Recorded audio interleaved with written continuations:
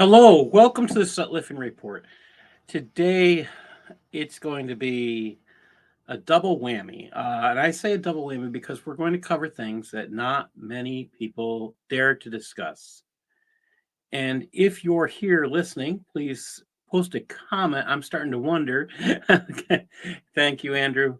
Just kind of wondering where everyone is tonight. I was just wondering if I was being shadow banned or what, because usually we have at least 15 people in the chat room that I can see from various places, and today it's only like 3, and I'm wondering if it's because of the title. How is it Hamas influencing America? Well, it's happening, people. It's not that people like me haven't been warning for many years, but again, it's sad. It's truly sad that we're at this point. And as you're going to see today, part of what we're going to be talking about is past stories where I have not only been right, I've been right decades ahead. I mean, sometimes you don't want to be right. But again, as this is a Christian news story, this Christian news show. I want to start with a reading from God's Word first. So today we are reading Acts, and it just moved on me. Acts chapter 12, verses 18 to 24. Now, as soon as it was day, there was no small stir among the soldiers what was become of Peter. And when Herod had sought for him and found him not, he examined the keepers and commanded that they should be put to death. And he went down from Judea to Caesarea, and there abode. And Herod was highly displeased with them of Tyre and Sidon. But they came with one accord to him, and having made Bladus the king's chamberlain their friend, desired peace, because their country was nourished by the king's country. And upon a set day, Herod, arrayed in royal apparel, sat upon his throne and made an oration unto them. Basically gave them a good speech. And the people gave a shout, saying, "It is the voice of a God and not a man." And immediately the angel of the Lord smote him, because he gave not God the glory. And he was eaten up by worms and gave up the ghost. But the word of God grew and multiplied. This passage begins by reminding us that Herod is the one responsible for Peter's imprisonment, which he just found his way out of because God sent an angel. This connects him, Herod, to the one who ordered the murder of James, the brother of John. Herod ordered those guards who were responsible for watching over Peter to be put to death. That's 12 men were put to death. There is an ease with which he commanded this order. Death is not something he's concerned about ordering. He's in the business of governing. He considers these murders part of his job. Herod has another problem to deal with and heads to Caesarea to address the actions of Tyre and Sidon. But these two problem children know that Herod has no problem with causing the death of others. They rush to solve the problem before he could call them to account for what they had done. This problem being solved gives Herod an opportunity to give a speech. Some in the crowd make the claim that Herod is a god. But Herod's a Jew. He knows better than to accept such a thing without redirecting it to the one true God, Jehovah. It's one thing to listen to these words. God has no problem with him hearing this. It was what Herod chose to do with what he heard. He chose silence. Inaction. The worst choice. He was a Jew. He knew he had a duty to God and those around him to direct that praise to the Almighty, and instead chose to accept glory that was due to God. This caused his death. His choice was a final straw. He thought he could stop God's move with his persecution of the disciples. That was laughable. God is much bigger. But to claim praise due to God, Not good. Not good. Now, I I have a lot to share, and I'm going to be going through some old articles I've written, and this is because the old articles I have written have come to are being verified, or old videos I've done. Sometimes when you do analysis and you do news and there's times you want to be wrong, and sometimes you find out you're just right and you're ahead of the game. That's not always a good feeling, people. It's nice to be right when people are listening. It's not always good to be right when people don't want to listen. It's kind of scary. That's the truth. When you are right and people do not want to listen, it makes you sick. It makes you feel like throwing up. That's the honest truth. It's nothing pleasant. I wish it was. I really wish it was. So what I'm going to share with you in the next few minutes has a lot more than you would probably expect. We're going to be talking about how Hamas is influencing America. Let me just get over to the right screen. Here we go. And the joy of doing things. Okay. I want to talk about this recent article that came out, and this was in the Gateway Pundit. And let's get the article up. I have been saying, and Todd Bensman, who's been on this show, has been saying people are coming over the border, and they're frankly dangerous. We don't know who they are. Law enforcement today's spokesperson has been sharing that there are tens of thousands of people coming over the border daily. 10,000 people a day that no one's even attempting to stop. Think about that. Well, on November 4th, a Palestinian man in the U.S. illegally was arrested. He came into the U.S. illegally. He was arrested in Houston for plotting an attack on a Jewish community. Again, he's Palestinian. He could be Hamas. He could be Palestinian Authority. He could be PIJ. I don't know. The article starts: a Palestinian man in the U.S. came into the U.S. illegally, was arrested in Houston for a firearms violation. So you have to be a U.S. citizen to have a firearm legally. Sohaib Abayash, who was 20 years old, was in the United States. 20 years old. He couldn't legally own a gun in the United States. You have to be 21. He was in the United States and on a non-immigrant visa that expired in 2019, which prohibited him from owning a firearm. Click to Houston reported. Sohaib Abayash was allegedly planning to attack Jews in Houston before his arrest. He had studied bomb making and had affirming statements online about killing Jews.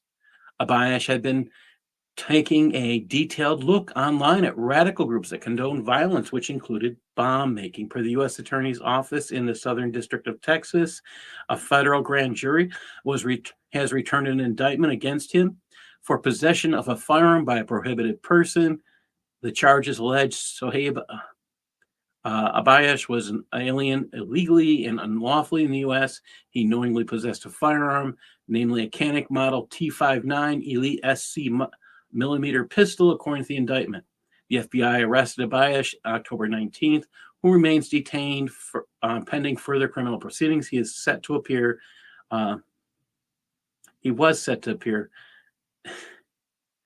earlier a couple weeks ago. Now this is I have to think about start thinking about this.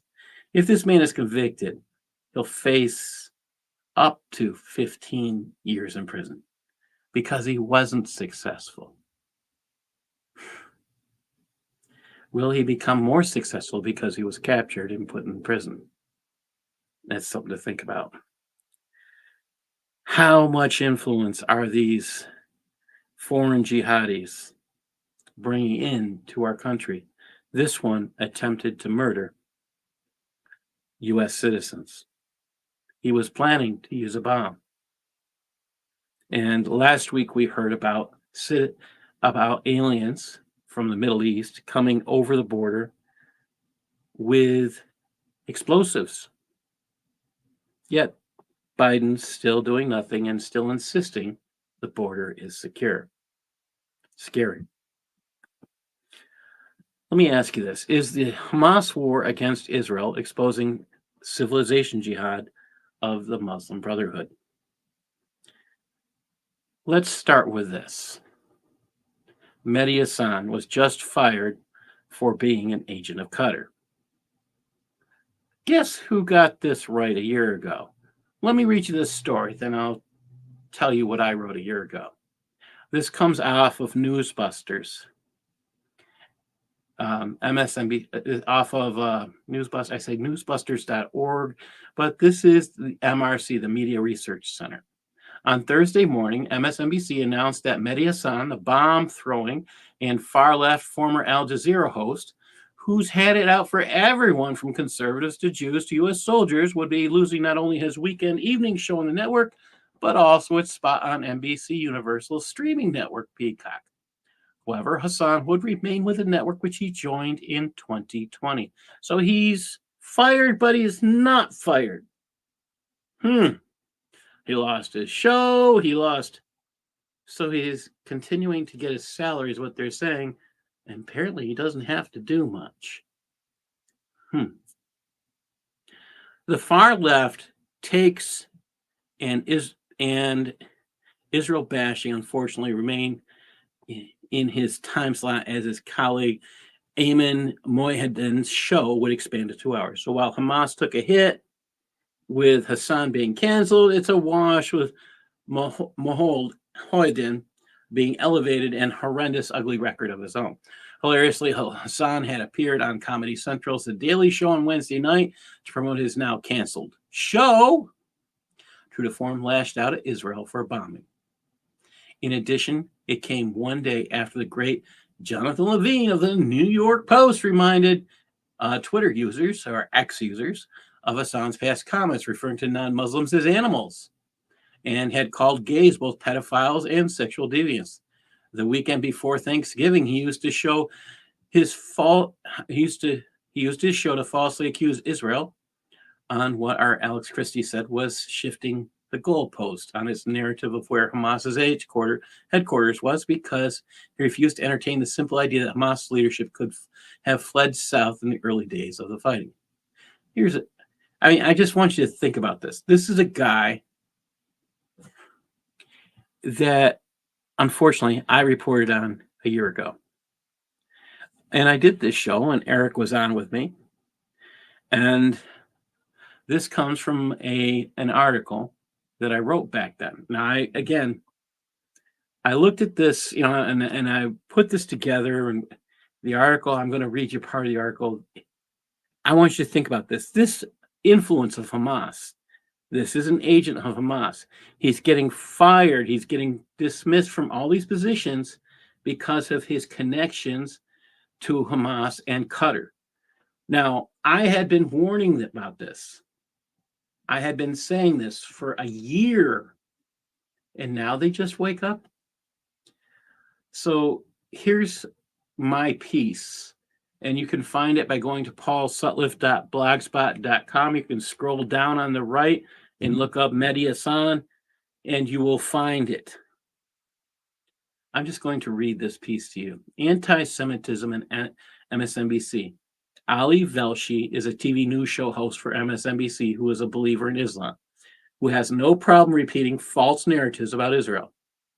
Velshi worked for Al Jazeera from 2013 to 2016, when Al Jazeera closed in the United States.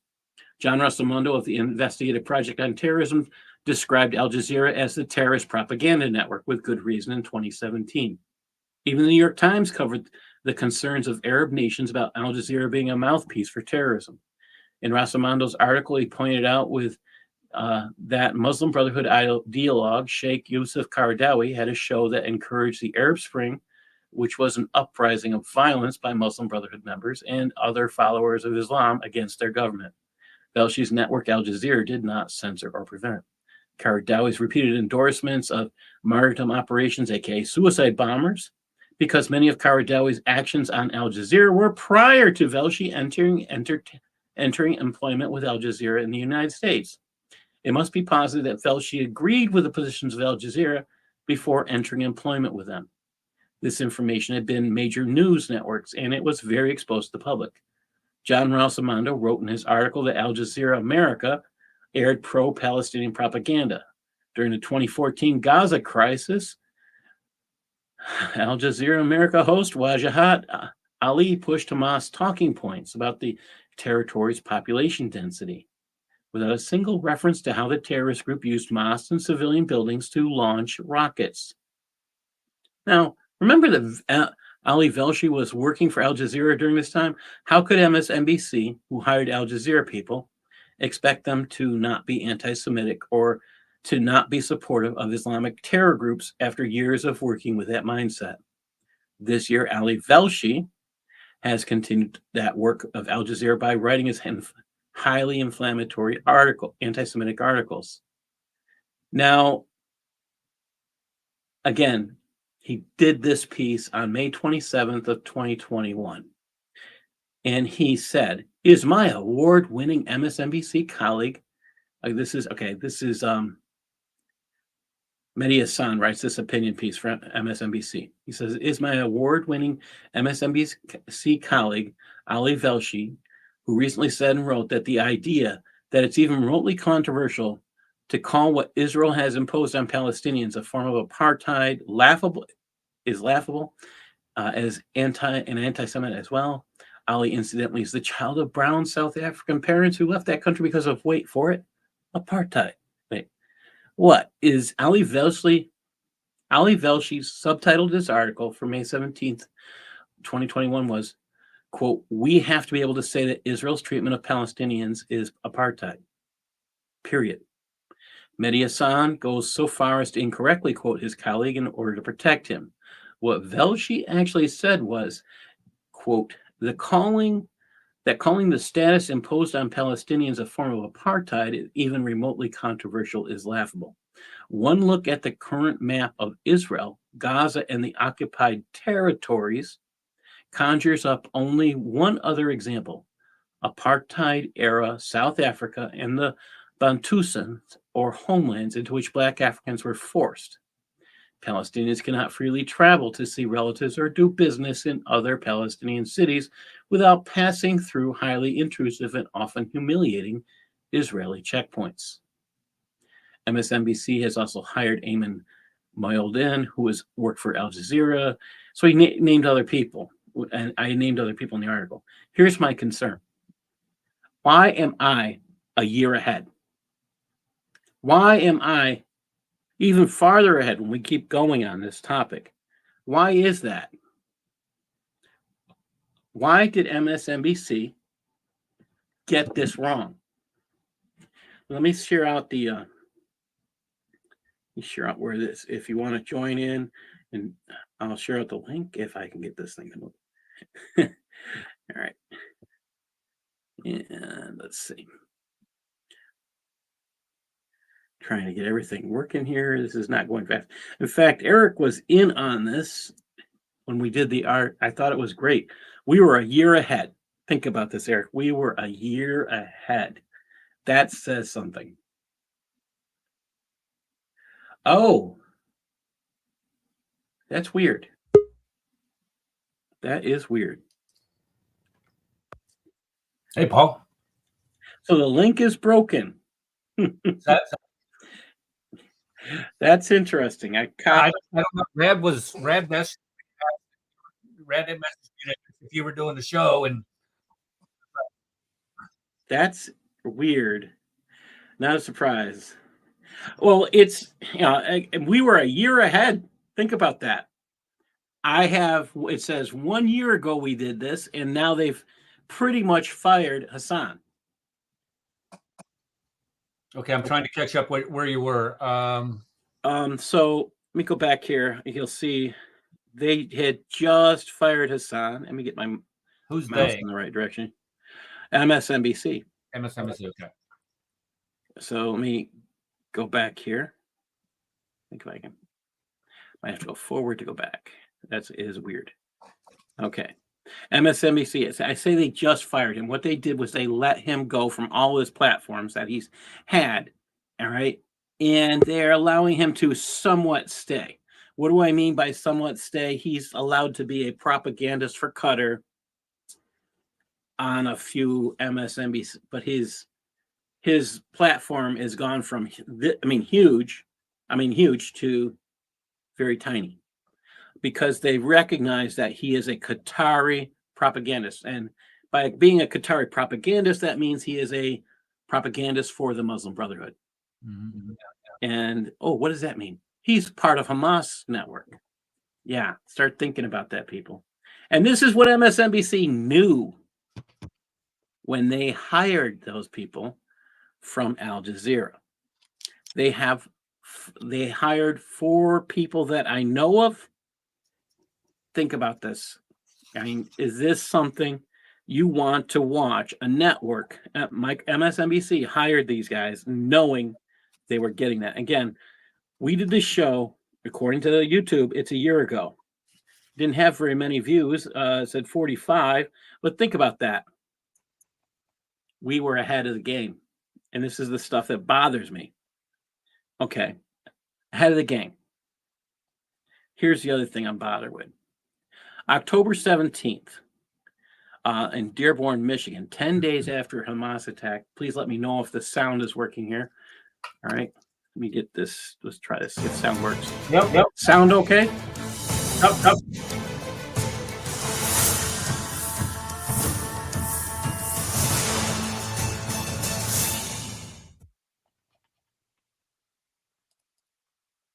We are lucky to be alive in the era of Imam Khomeini, where we witness these kinds of victories. Brothers and sisters, the Operation Al-Aqsa Storm, that day that it took place was definitely what we call Ayyamullah, one of the days of God. It's true, the brothers who were there, they planned, they trained, they made every effort, blood, sweat, and tears, but they will be the first to tell you it was the help of God that made that social miracle come true. And we were able to witness this by the grace of Allah subhanahu wa ta'ala. So first of all, we thank Allah for being here. We also thank all of those who resisted and made this a possibility.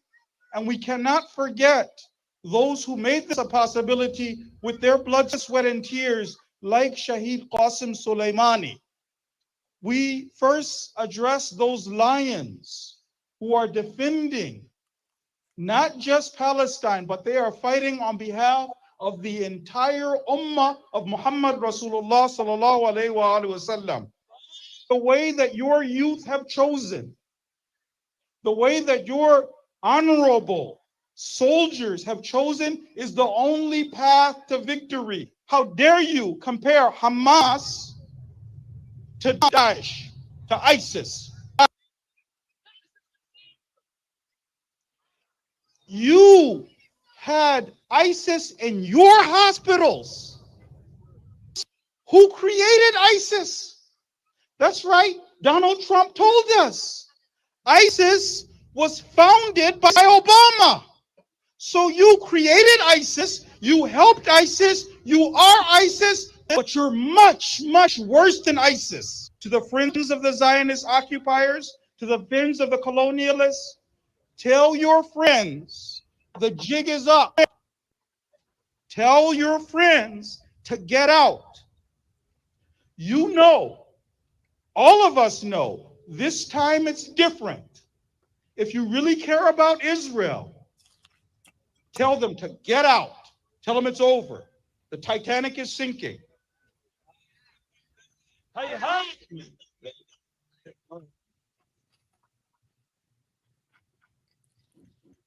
Now, yep, sir. here's my issue. Notice how when he referred to those pieces of garbage that attack women and children, burned them alive, stuck babies in ovens, honorable soldiers, heroes. What kind of piece of garbage puts those types of titles upon those people who did those types of things? Who was this guy again that was talking? Let's progress here. He looks like some Shia Mufti. I think he's a Shiite, and we'll see just a second again. Well, he says that they're lucky to be alive in a time of Ayatollah Khomeini. Yeah. That tells you right there again, he's the Shiite. Yeah, that's a good catch. So what I found interesting also is I know he says Donald Trump told us, but I did a video 9 years ago, and it's not on this channel. It was my first YouTube channel, and I'm going to stop sharing this one, and I'll give you a clue. I don't know if I'm going to play this whole thing. This is 20 minutes. This is almost 20 minutes long. We'll see if anybody's gets bored of it. But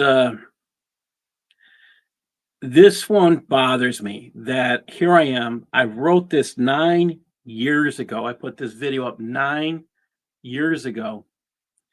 And how is it possible that they are talking now about this and that's saying, how are they now getting it, just figuring this out? I think that bothers me most of all. I did this 9 years ago. That's a long time ago. And I'm going to play this. It's 18 minutes long. I might rush through. So, all right. Yeah, I gotta get to my rest. In Syria, ISIS and the Caliphate by Paul Sutliff. This short video was made because many people do not understand what is happening in Iraq and Syria.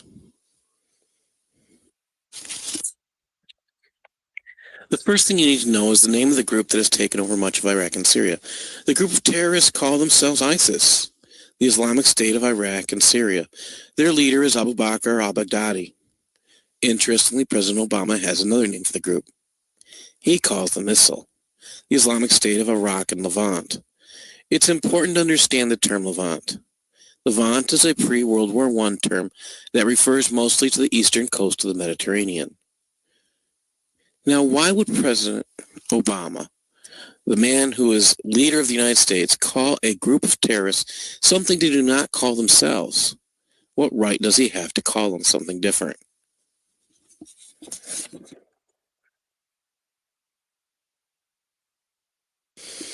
If we go back 2 years and refer to an article in WorldNet Daily, you can begin to grasp why Obama thinks he has the right to name this group. The article by WND refers to Safawi, a town in Jordan where U.S. military advisors were assigned by the president to train Syrian fighters to combat Assad's regime. WND was not alone in documenting this. The German weekly Der Spiegel reported this in March of 2013, and the UK Guardian also followed up writing an article. Sadly, no major media outlets in the United States informed the people. But there is more. ISIS leader Abu Bakr al-Baghdadi was captured and detained by U.S. troops at Camp Bucca. According to the FBI wanted poster, he claimed responsibility for an attack that killed 24 policemen and wounded 72 others. And as leader of Al-Qaeda in Iraq, aka EQI, he was responsible for a wave of suicide attacks that began in Mosul, Iraq, and culminated in over 70 deaths. He had pledged to carry out 100 attacks across Iraq as retaliation of bin Laden's death. Anyone questioning why this man was not put in Guantanamo? But Obama emptied Camp Bucca, releasing everyone. Abu Bakr al-Baghdadi said something to the guards that day that I will share later. Abu left with nothing. Somehow, he ended up leading the rebel forces that Iran and other countries are claiming was trained by the United States Special Forces. Now, ISIS controls most of Iraq and Syria. Since the name was Islamic State of Syria and Iraq, you would think the group would be happy with taking both. But if they are ISIL, they are far from done. Add on to this al-Baghdadi is now self-declared caliph, the picture gets much broader. If others accept Baghdadi as caliph, this is what the Islamic State will look like, I'm predicting, in 10 to 20 years.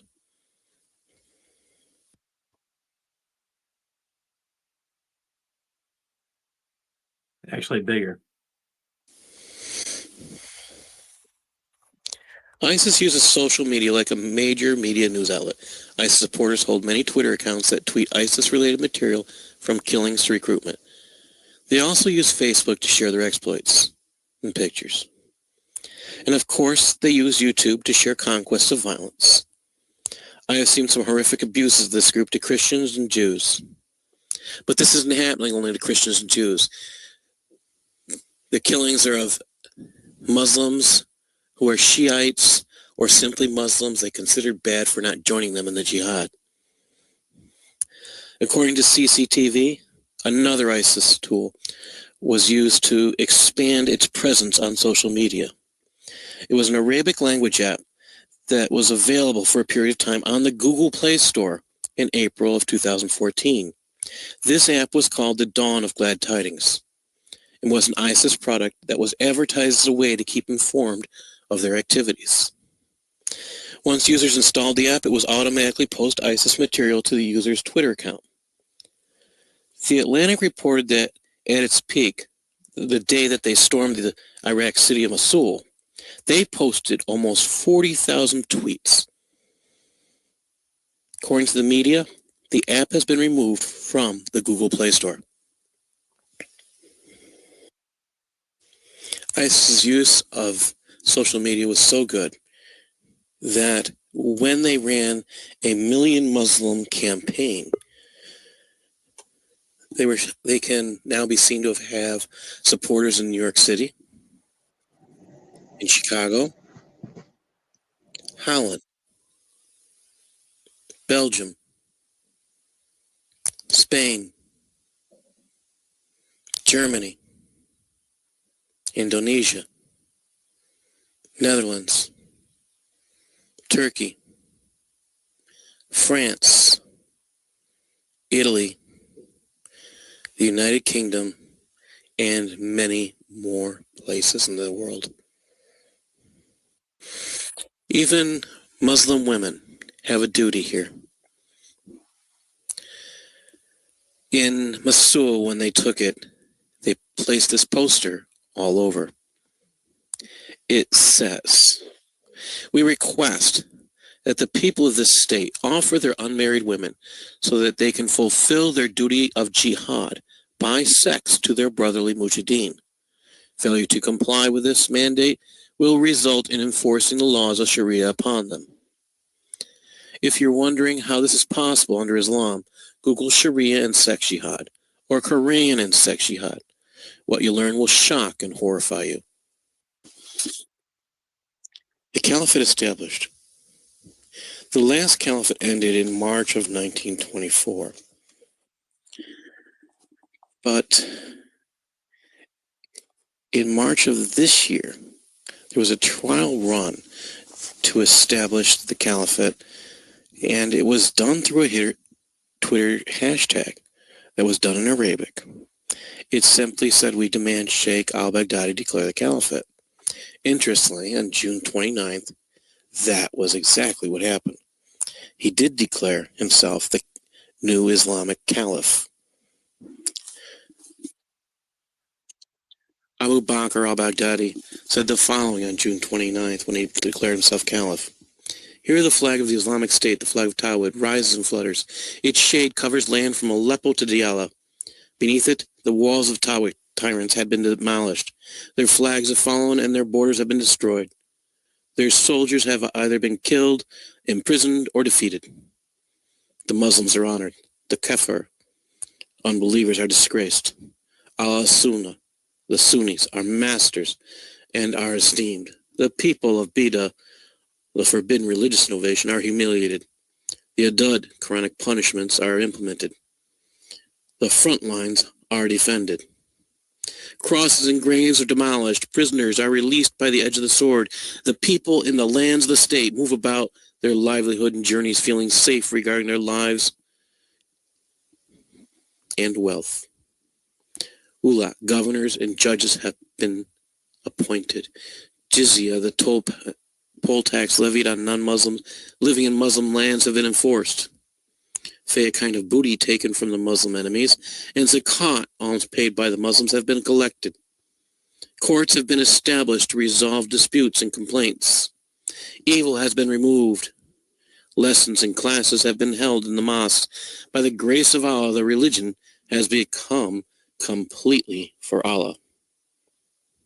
He also said, "So rush, O Muslims, gather around your caliph, so that you may return as you once were for ages, kings of the earth and knights of war. Come, so that you may be honored and esteemed, living as masters with dignity. By Allah, if you disbelieve in democracy, secularism, nationalism, as well as all the other garbage and ideas from the West, and rush to your religion and creed, then by Allah, you will own the earth, and the East and West will submit to you.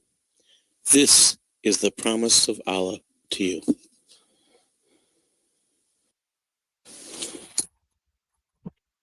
Caliph al-Baghdadi said one more thing that has many people concerned. He said, "As for you, old soldiers of the platoons and organizations, know that after this consolidation and establishment of the caliphate, the legality of your groups and organizations has become invalid. It is not permissible for a single person of you who believes in Allah to sleep without having loyalty to the caliph. If your leaders whisper to you, claiming it is not a caliphate, then remember how long they whispered to you, claiming that it was not a state, but rather a fictional cardboard entity, until its certain news reached you. It is a state. Its news will continue to reach you, showing that it is a caliphate, even if after time. And know that nothing has delayed victory, and delays it now more than these organizations, because they are the cause of division and disagreements that ruin strength. Division is not from Islam at all. This statement requires all Muslim groups to submit to the caliph. This places him in charge of all jihad in the world. Groups such as Al-Qaeda, the Muslim Brotherhood, Ansar al-Sharia, and many more Islamic terrorist groups would all have to submit their leadership underneath this man. Has ISIS become simply the Islamic State? Well, according to European news services, ISIS is now under the Islamic State and is operating as its army. On June 16th, ISIS took over a chemical weapons depot at Al-Matana, which is a chemical weapons complex. It was actually one of those pieces of WMD that had thousands of tons stored here. However, President Bush decided that it would be safer not to reveal its location or any information regarding this. We're talking about mustard gas and MPC and DMMP production and CS storage. We're talking about multiple weapons of mass destruction that President Bush decided it would be better to protect his troops who were guarding this by not saying anything about what he found. However, President Obama decided Can I say something about that, Paul? this. Yes. Say something about ISIS that. has Yeah, go ahead. Yeah, and this is one of the major, one of the major charges against Bush was that, Bush lied, people died, and said that there's no WMD in Iraq, and there was. And this is just a prime example of it. The reason why Bush didn't go, and the military didn't go around blabbermouthing around the world, is because if you would have told them that you had all kinds of unsecured WMD laying around Iraq, or does not have the type of security that it's supposed to have, you would have every jihadi in the world flooding into that region to get their hands on that stuff to take it out of the country. And so Bush basically did the right thing and just took it like a man and said, look, we're not letting these people know that we've found this type of stuff. There are people that I know that have talked about taking truckloads of this stuff out of warehouses and trucking it off into, I'm not going to say where, but taking it away. So so when we start talking about there was no WMD in Iraq, that is not true. That is demonstrably not true. And I've seen it with my own eyes. Talk to people who've seen it with their own eyes. I have a friend whose son came back. He was in the first wave, and when he came what back, unit was in, do you know? What? Do you know what unit he was? Because we were. I wish I could tell you. I can't even remember his. Well, I mean, there was the 3rd ID out of Fort Stewart, Georgia. There was the 101st. He would have been out of probably. Well, I don't know where he would have been. He was a Marine. That's what I know. And okay, I don't count. I'm he came back. Marines don't count, man. He was all angry, and his father says to me, go find out why he's angry, and he's laughing. I'm trying to figure out why his father's laughing. So I go up to him and say, what's got you so mad? And he throws the paper at me. The headline was, there's no WMD. Yeah. And he starts screaming, what do you mean there's no WMD? I found it. Right. I says, well, what did you find? He says, well, we found these sealed doors bulging outwards. And there was nothing it could be except for WMD. It could be chemical weapons or nuclear weapons. That's the only thing that could explain these huge doors and their bulging. They were ordered to maintain a 1-click perimeter and to not let anything or anyone past. Now, he asked me, why do you think this isn't being told? I says, probably to protect you. But the other thing is, I said, the day we went into Iraq, President Bush hid his father. He had his father's record sealed. So maybe that has something to do with Bush, George Bush Sr., if we want to call the other one Junior. I don't know. That was my only answer at that point. I didn't have a clue. I've also met other soldiers who have come back who have talked about what we found in Iraq made us safer. And they were like master sergeants, things like that. They were higher up, would have more access to intel. And they also told me they'd rather spend they'd spend more time in Iraq than they would in Afghanistan any day, which was interesting to me. They hated, they said a firefight in Afghanistan would last for a lot longer than a firefight in Iraq. Well, Afghanistan, those are your true believers. I mean, Iraq is just mainly your hirelings, some disgruntled Sunni political people. But Afghanistan, that's the real deal. Those are your mujahideen. Those are your. The Iraqis seem to be mostly mobsters. You know what I mean? Mostly like mobster mentality, criminal. Just in it for their clan, for their thing. But yeah, Afghanistan's the true believers. But hey, I do want to comment on the speech that you were reading from Baghdadi. Yeah. You guys hear me? Okay. Yes. Do you know? I mean, think about this. If you were a Muslim, those words would be very inspiring.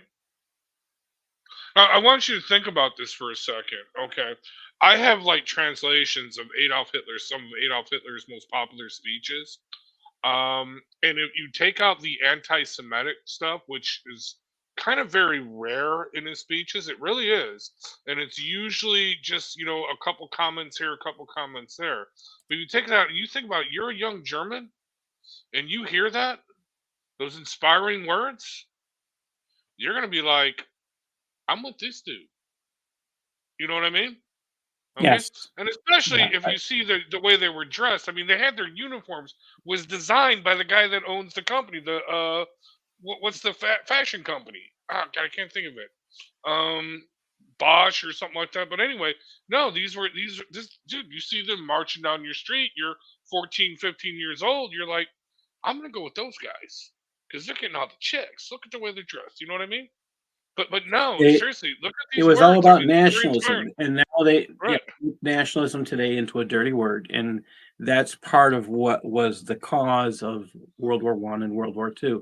It was a strong belief in nationalism. Today, I haven't But figured out why, but you don't. no, what I'm saying is, you take Adolf Hitler's words, you can interchange those with the Khalif Baghdad or al-Baghdadi's Oh yeah, words. They're totally yes, completely interchangeable. yeah, they're very Totally, very similar. you can take them one, take one, put it on the other, and the other put it on the other, and they're the same. You know what I mean? They That's all. and that's the thing to remember. Al-Baghdadi was a student of the Muslim Brotherhood. Al-Baghdadi served the Muslim Brotherhood before he became Al-Qaeda, before he got into ISIS. He got a lot of his learning from Muslim Brotherhood. So this is the big concern. Now, the Muslim Brotherhood, this is where we get back to Hamas. Hamas is simply a chapter of the Muslim Brotherhood, and we have to remember that. Now, this next video I'm going to show to you, I'm going to go back to the presentation I have. This is, again, turn on the audio. This is Orange County on the 17th. Think about that. Orange County. And here we go.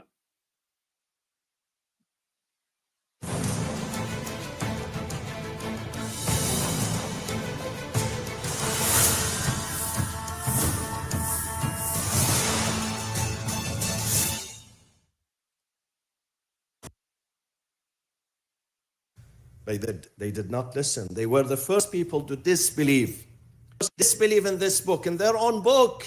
They murdered not Arab prophets, Jewish prophets. They murdered them. You know why this happens? Because when you believe you are the best person and you are above others, this is the result of racism. The result of racism is to... Okay, I have to pause it. Islam teaches that Arabs are superior. It's part of their social norms. So the racism they're talking about is the same thing. They have racism against anybody who doesn't speak Arabic. Oh, and that's within the Islamic community as well.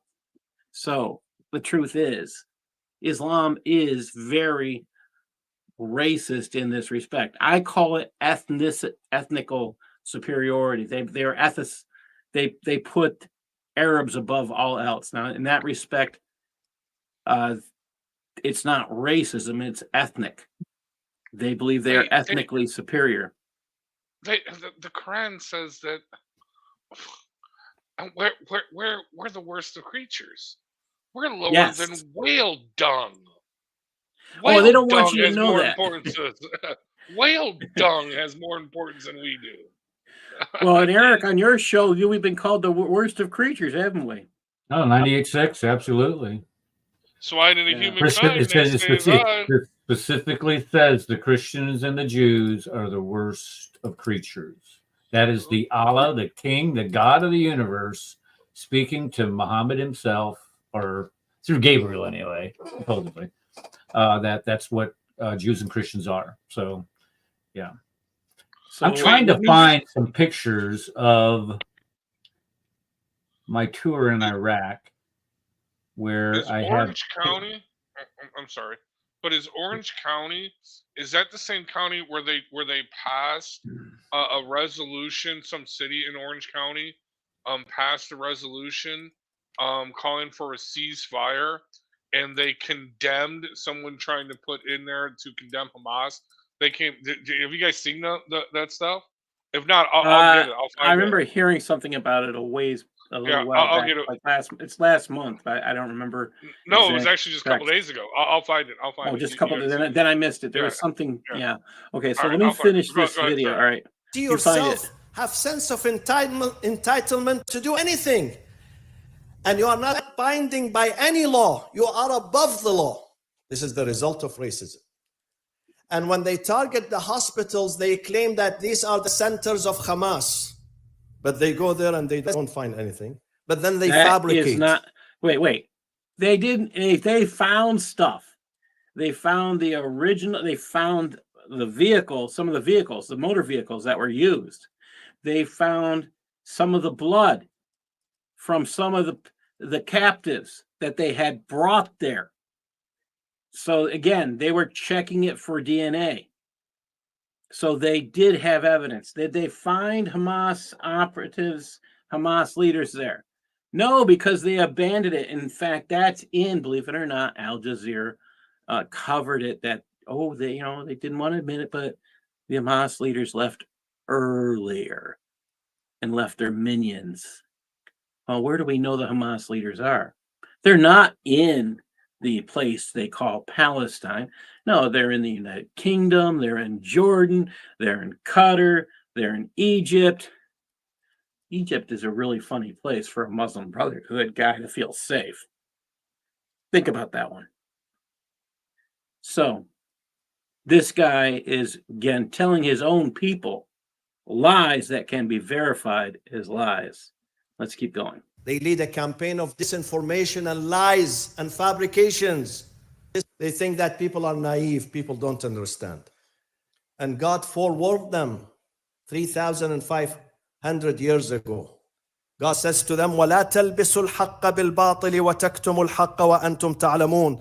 Do not confound the truth with falsehood, and do not neither knowingly conceal the truth while you know.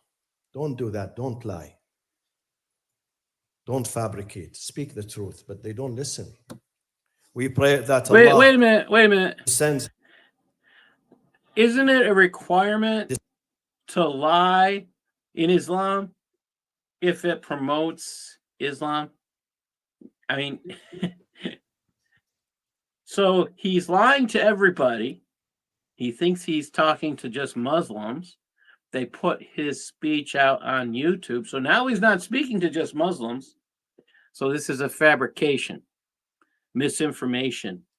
He is lying about the concepts of the concepts of lying. I mean, there's 5 different words that promote lying to non-Muslims in Arabic. 5 different words. I think it actually might be 6. Because there's a twist on one part of it. So think about this. If you're supposed to lie to non-Muslims and it's in the Sharia, yeah. You can't even talk to non-Muslims about the Sharia. That's against the Sharia. So yeah, that's part of the humor why I don't get. Yeah, I rarely get Muslims on the shows I do Sharia. I talk about Sharia on because they're really not allowed. And then you don't want to discuss anything I'm discussing. I get the Filipino dancer every once in a while, which still makes me laugh. But he's still not ready to cognitively. He's not ready cognitively to debate. So he's a hot mess. All right, let's keep going here. His victory and his aid and his support upon the people of Gaza, inshallah, and defeat their enemies, because they are the enemies of mankind, the enemies of the humanity. So Jews are the enemies of humanity, according to this man. Oh, I got it back. Okay. And let's see. Now, I played this video a little while ago. Now, if you've been paying attention to the news, they have been telling us little 10-month-old Kiffer Beavis and his family are still missing. They don't know where he is. This is the story they're telling us. Now, what does this have to do with Hamas influence on America? What's the story they're telling us? They're telling us a story that Israel attacked and brought down a building on this family, this Israeli family that was in Gaza. They're telling us children and babies are being killed in Gaza. I've heard reports of 14,000 dead.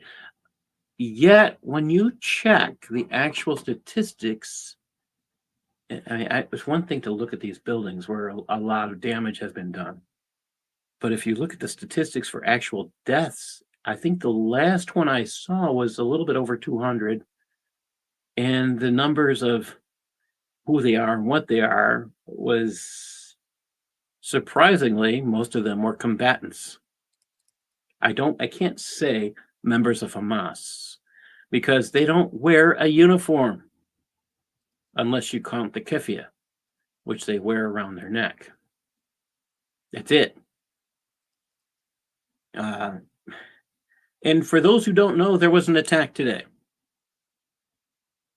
This morning, 2 Muslims decided to attack and murder. Let me pull this article up. I'm thinking of it. This is in Jerusalem? Yeah, in Jerusalem.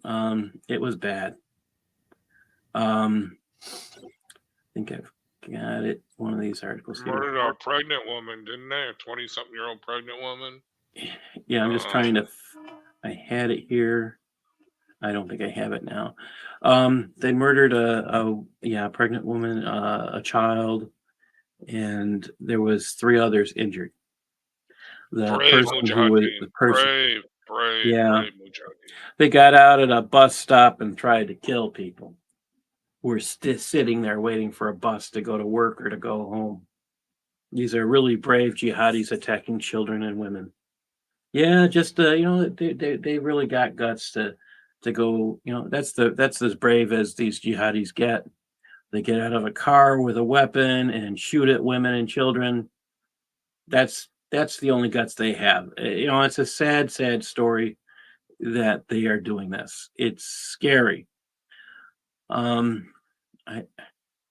have to. I'm probably on my other computer, unfortunately.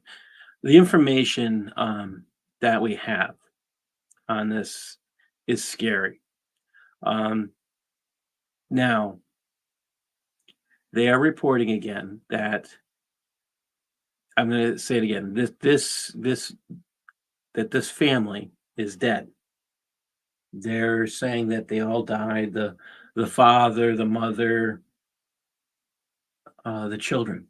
One of them a 10-month-old, and I'll show you pictures in a minute. But I think we got a clue as to the real truth last week when I shared a video. It was last week or the week before I shared a video with Marzouk. Marzouk revealed something that Israel is also asking about. Maybe it's possible that Hamas doesn't have the family. Why do we know this? Because of Marzouk.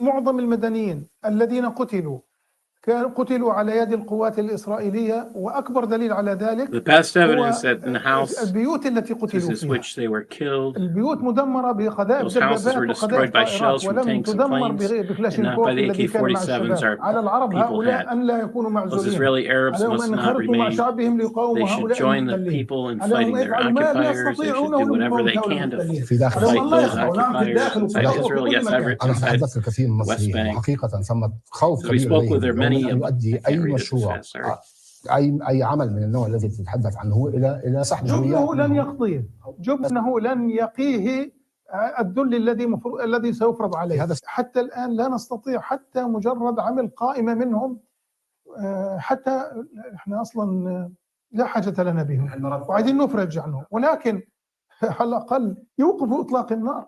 المرد ذلك إلى وجودهم مع فصائل مختلفة أم وجودهم في أماكن مختلفة أم ما سبب عدم القدرة على كلاهما؟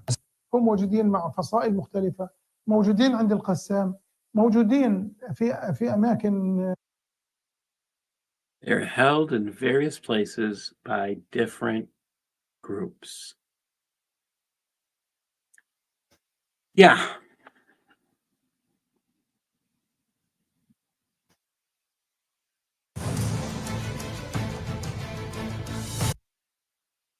They're held by different people. Think about this. When this started, Kafir was 9 months old. He's now 10 months, approaching 11 months. He's spent 50 days at least as a hostage. 4-year-old Ariel, 50 days plus as a hostage. Shiri Bibas, 33-year-old Yarden Bibas, 30. Yeah. Now, there's an update to this story as well as I was preparing this.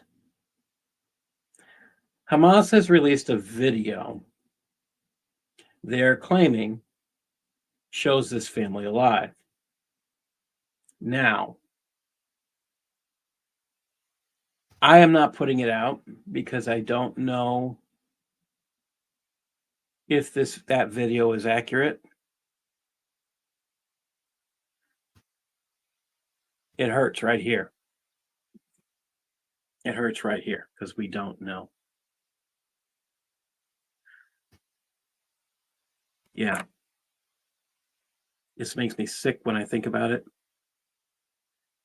What's going on? What is the truth about what's going on in this country? The influence. I want to talk about the influence on the colleges. I want to talk about the influence in the media. That's one of the reasons why I mentioned Mehdi Hasan, and it pulled up that news story where I was sitting there kind of, whoa, I mean, I knew this stuff. I've been talking about the influence in colleges. I've been talking about all this, and it just is mind-numbing. Now I'm just trying to find an article I had, and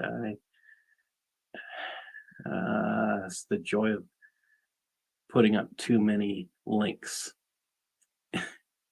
There is a lot of colleges who have been working to disrupt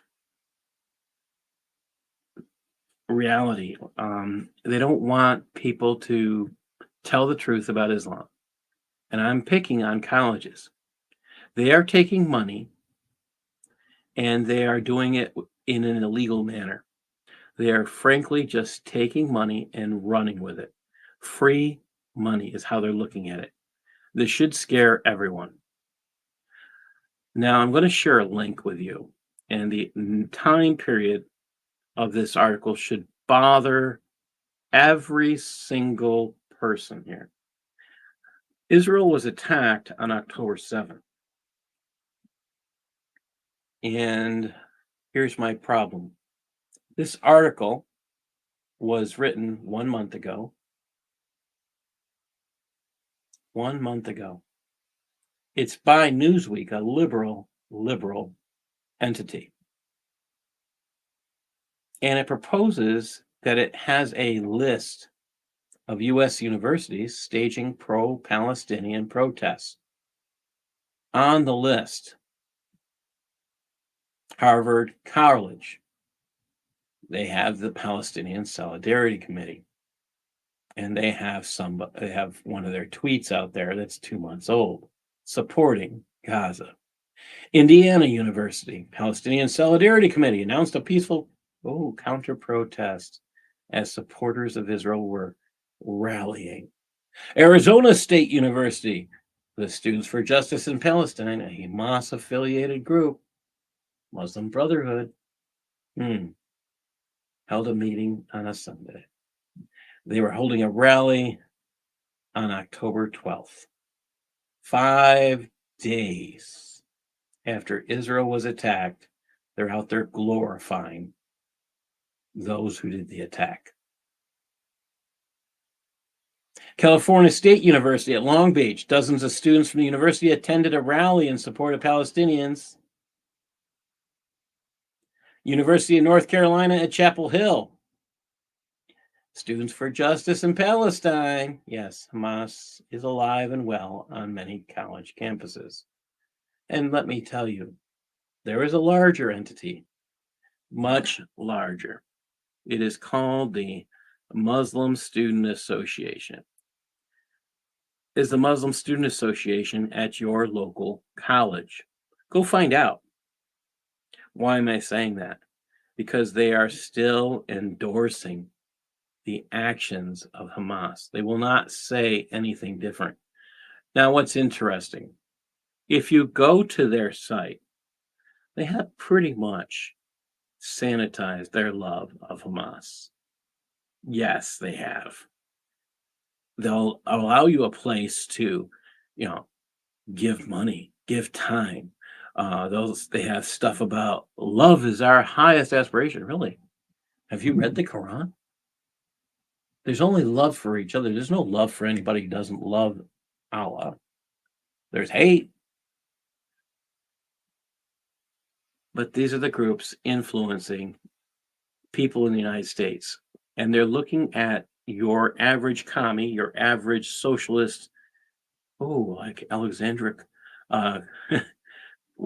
AOC. Okay, or I just call her AOC. I cannot get her full name right every time. Her goal is to become a useful idiot, it seems. This is scary, scary stuff. And I think he's named it. I think Nicodemus got it. Lip tart cork smokers. Yeah, they're not too smart. I wrote this book, Civilization, Jihad, and the Myth of Modern Islam. I'm out of paperbacks, guys. You'll have to buy it in ebook form. I know Eric has the original. Eric has a paper book.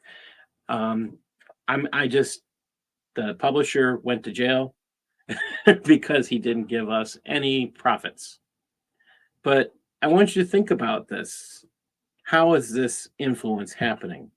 Well, let me read a small text piece here. Textbooks have been used in America since the days of the Puritans. Today, the textbook industry has grown leaps and bounds to the point now where large international corporations are controlling the vast majority of textbooks published in America. Textbook industry in America is one of the most successful moneymakers today. Think about that. The success of this industry and the Western educational system has not gone unobserved. People who are Islamic have made large financial investments into textbook companies. Some have gained controlling shares. Pearson Education, one of the largest textbook publishers in the world, has among its major investors the Libyan Investment Authority, with 24 million shares or 3% of the company. This group was under the Gaddafi family. Pearson announced the investment of LIA in the summer of 2010. When the Libyan dictator's assets were frozen in the UK, Pearson made a public statement, which the BBC published in March of 2011, to acknowledge that they had a major investor tied to terrorism. Really? And that's okay. Think about that. This is the books going to your children. And there's influencers connected to terrorism, and nobody sees something wrong. There are additional Islamic influences in your children's textbooks. One group calling itself the Institute on Religion and Civic Values. They call themselves IRCV. They brag that they've been reviewing textbooks for longer than the organization has existed. Well, why don't you find out why? Since 1994, IRCV has served as a content reviewer on world history textbooks developed by the major K-12 textbook publishers, Houghton Mifflin, Harcourt Brace, Macmillan, McGraw-Hill, Fort Reinhardt and Winston, among others. Publishers appreciate our expertise in teaching about religion and our familiarity with recent scholarship pertaining to various world religions. Here's the problem. IRCV owns up to its previous name that they sometimes hide or don't hide. The previous name is the Council on Islamic Education. Think about that. One of the past leaders, who I believe is now passed away, Dr. Shabir Mansouri, He was a leader of the Council on Islamic Education. He has he's one of the groups, one of the leaders of who founded the Muslim Brotherhood group, like Sound Vision. Think about this. This is what's been in your public schools. Think about that. And here's CIE, known for its work in textbooks before changing its name to IRCV. These are the guys that approve your local world history textbooks. That's the stuff that talks about religion to your public schools. Go take a look at what they're teaching. There's another group out there that I am very, very concerned about. They call themselves ISPU. ISPU, let me see if I can pull up and show you their website, ispu.org, I believe it is.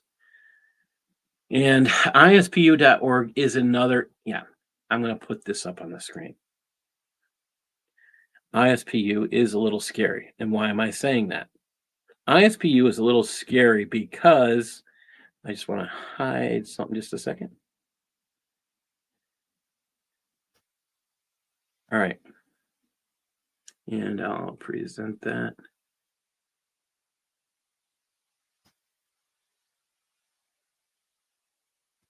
Take a look at this site.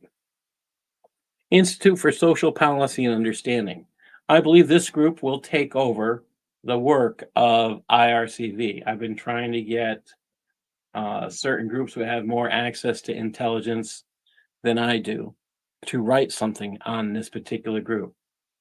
I think that they're being set up to take over some of the work that's been done by ISNA, that's been done by other social Muslim Brotherhood groups.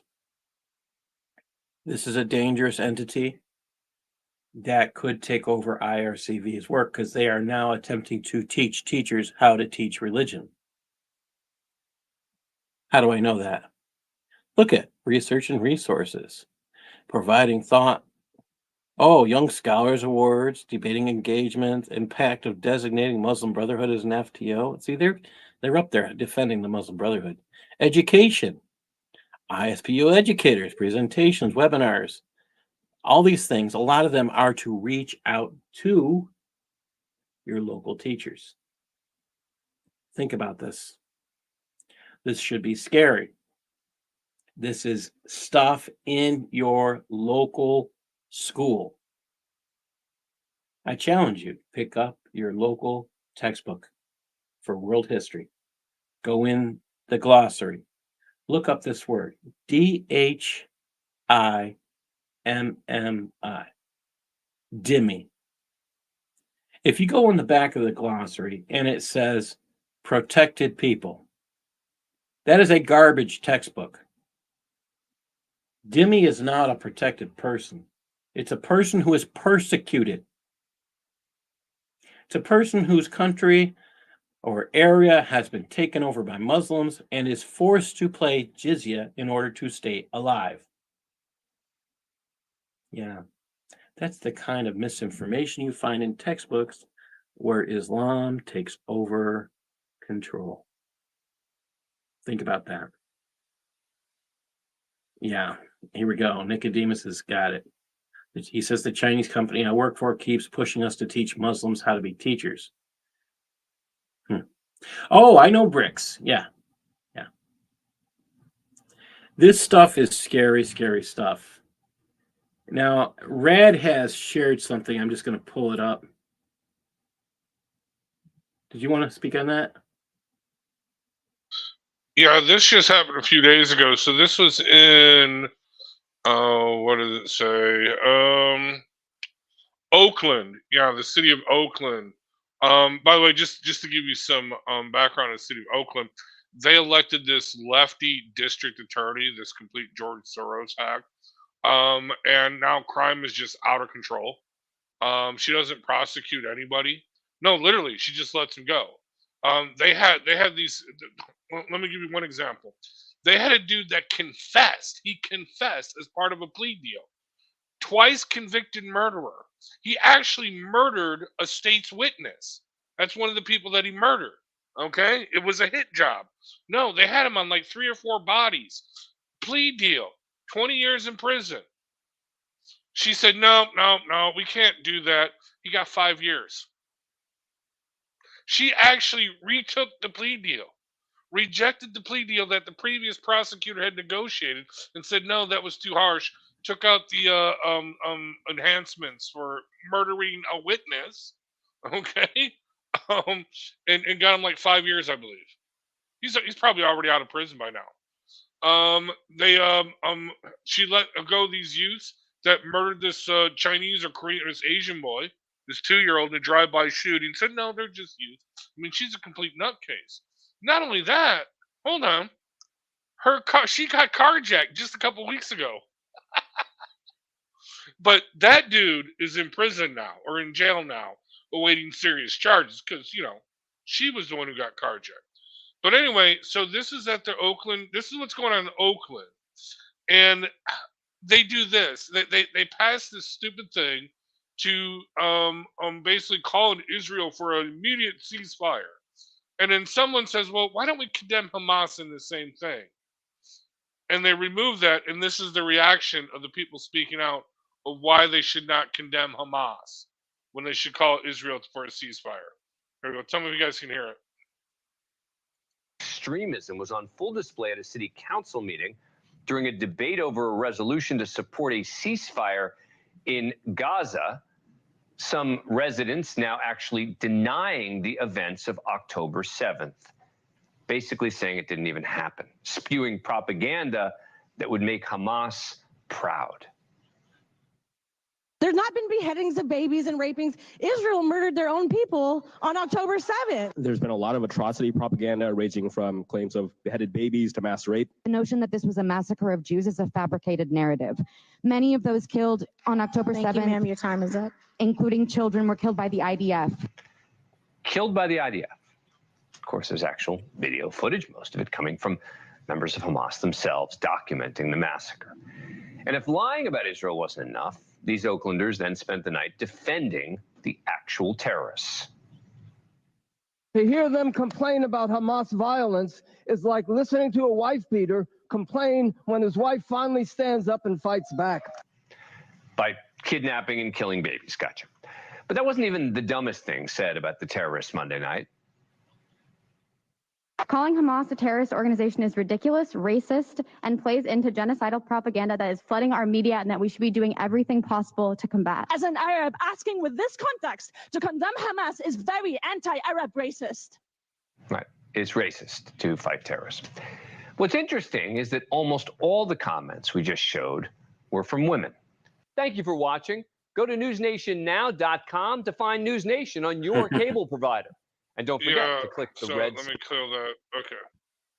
All right. So, go ahead. In your neighborhood, is this in your area?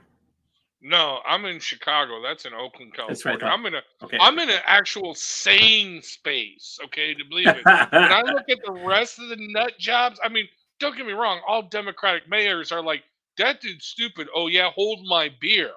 Okay. All right. And this latest one here, this blowfish looking dude, what's his name? Brandon Johnson. Yeah. Anyway, he's actually turning out pretty wacky and crazy himself, but no, still Chicago is relatively sane compared to the rest of the country. But no, that was in Oakland, California. And yeah, these people are insane. I'm just telling you. But go ahead. What were you going to say? I'm sorry. So I'm just going to pull up. I wanted to. Paul, can I show something real quick? Yes. Let me put that up just a second. Yeah, let me pull this up. All right. Okay, these are some pictures from my glory days. I'm not sure if I can make them bigger. I don't know about glory, but yeah. Okay. We were talking about WMD Iraq at Happy Stuff. This is a base that we were at right outside of Baghdad. Of course, every base has a picture of, well, just this Saddam's picture was everywhere in the country. And these are some of the things that we recovered in some of these bunkers. Now, this right here is at a police station. This is a chair with a metal plate. Notice the wires sitting around here. What do you think they do with those wires in that chair? Just a hot seat, baby, the hot seat. So, this is from a missile that we found here. These are French-made missiles that made their way to Iraq despite the embargo that we had. And we found a bucket load of these things. These are air-to-air missiles. You didn't pick any up for me? No, man. No, we couldn't get anything to come home. And then, of course, there's all kinds of chemical books, how to make chemical weapons. And let me see here. This is where they, I'm not going to talk about what's going on here because I'm not sure if this has been declassified or not. But these are, these are just pictures that we took. There's the crew. While we were there, there's my boss. Guy's about anyway. The point I'm trying to make is that while we were there, I personally saw some of these things that people say that they don't exist, they weren't there, and I personally saw them, and I have pictures to support it. And I'm not sure, like I was saying, what is classified, what is not, or has not been declassified, but there's all kinds of support for a chemical weapons program, chemical weapons themselves, the storage, and the ability to use them. The problem is that a lot of these the biological weapons that they were talking about, biological weapons require maintenance. And they require to be. I'm not exactly sure the processes that are involved, but they have to be. There has to be a certain level of maintenance that needs to be done to them to maintain their viability. And that's Desert. That's not Desert Shield or Storm. That's Iraqi Freedom. What was I saying? That there has to be a certain level of maintenance that needs to be done to maintain these things, to keep them viable. And Iraq simply did not have the ability, the technical ability, those expertise to maintain those. So when we talk about the biological capability, it had been completely degraded because they could not keep up with them. However, the chemical weapons, the nerve agents, those things they did have, and because there's really no shelf life on them.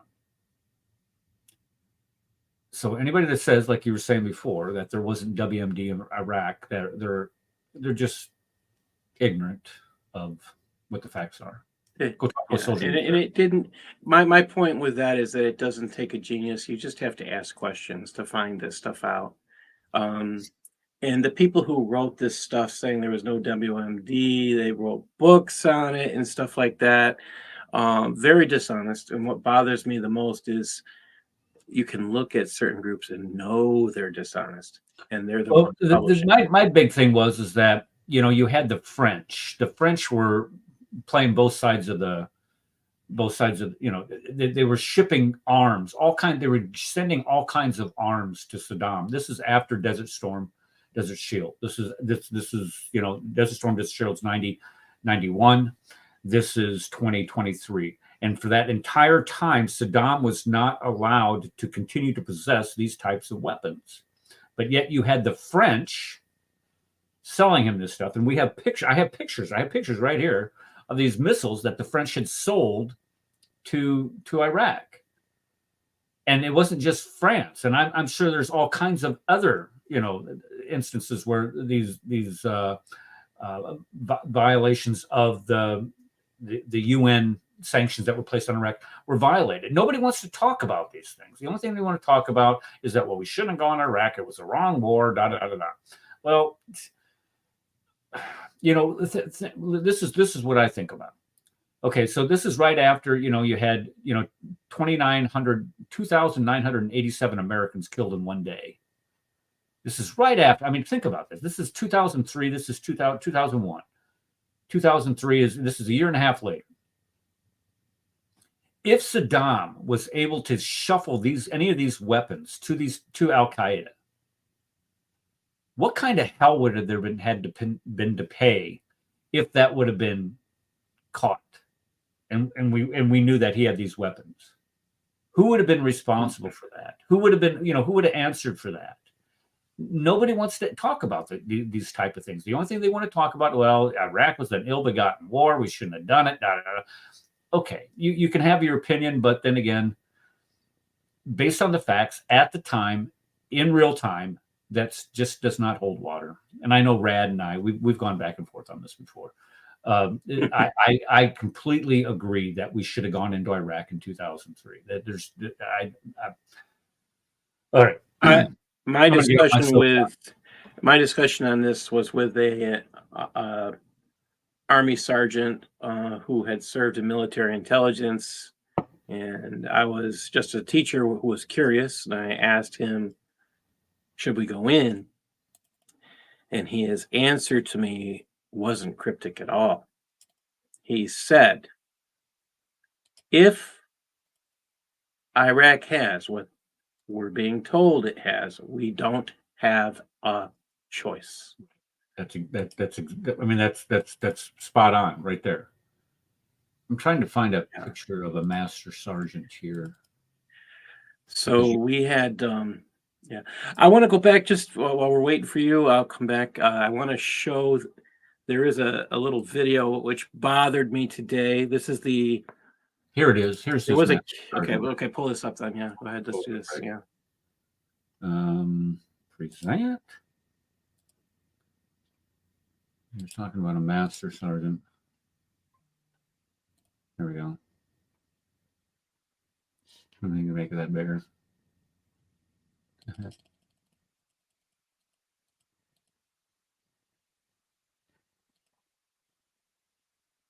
You recognize that guy?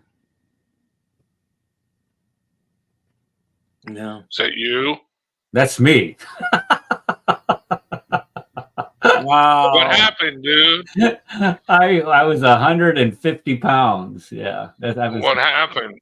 You need to rejoin up, dude. I know. Wow.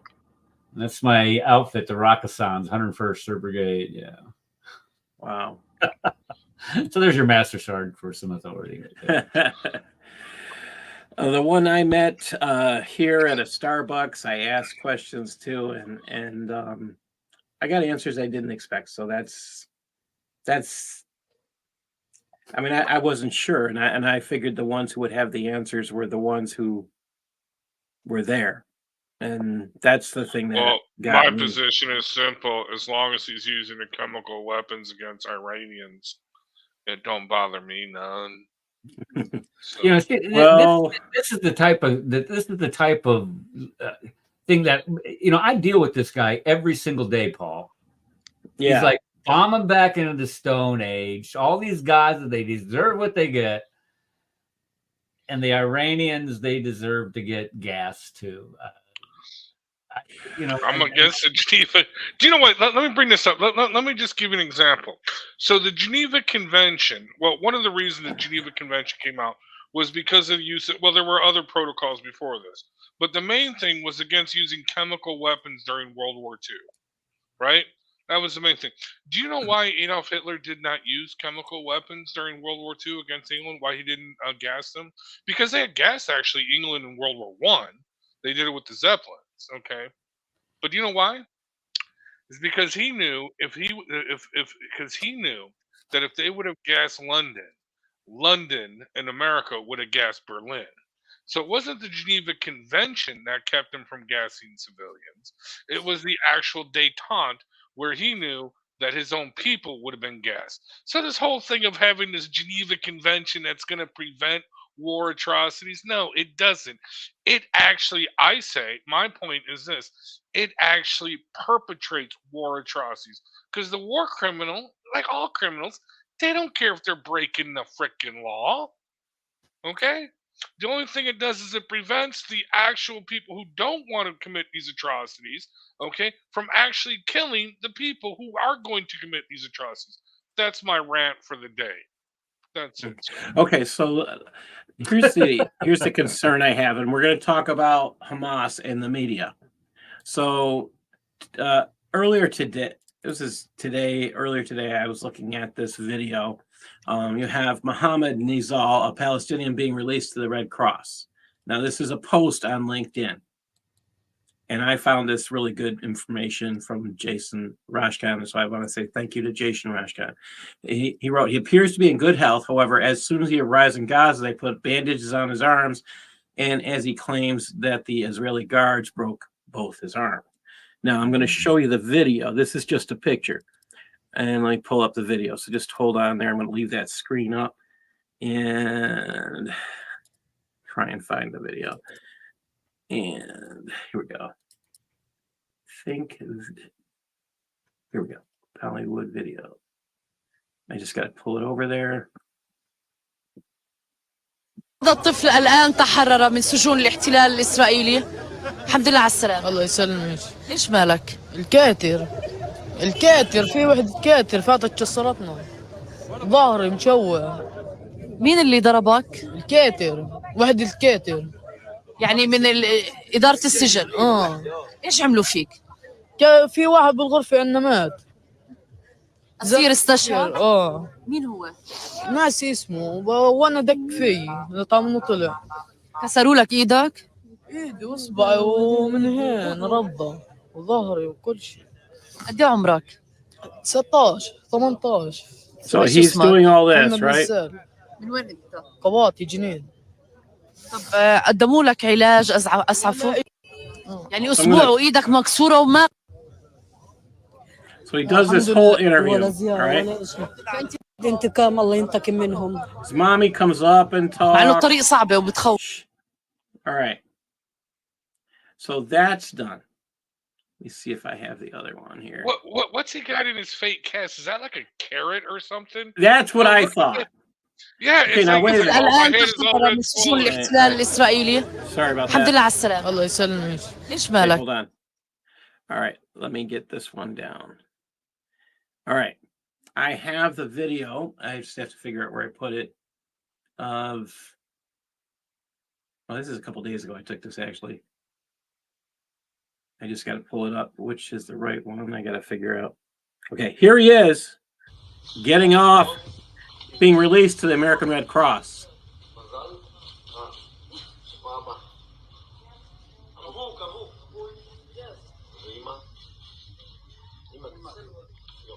Oh, that's good. Yeah, they were all beaten. Yeah, right. Kiss mine. Look at his hands. Mm-hmm. Puts his hands in his pockets. You can put your hands in your pockets if your fingers are broken. No. Watch. You'll see his hands in a minute. Oh, yeah. See how he's using them to get in? There's nothing wrapped around them. Oh, look at this. Oh.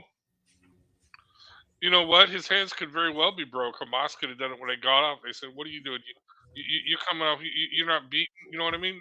This dude could be. You're not enough. And his fingers aren't hurt either. It looks like he has makeup on, if you ask me. Yeah, I'm looking at the shade of the underneath his eyes. Yeah. Yeah, that's makeup. So Hamas jihadis like makeup. Ooh. Can you share me those videos? Because I wouldn't put that on my Twitter account. Yes. I used to troll these idiots. Definitely. So, poor me. I'm going to have Usama translate this if I can later.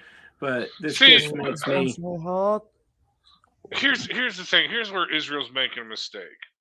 They're releasing these people back into the West Bank. So they're making Hamas more popular. They should have just handed them over and transferred them to the Gaza Strip.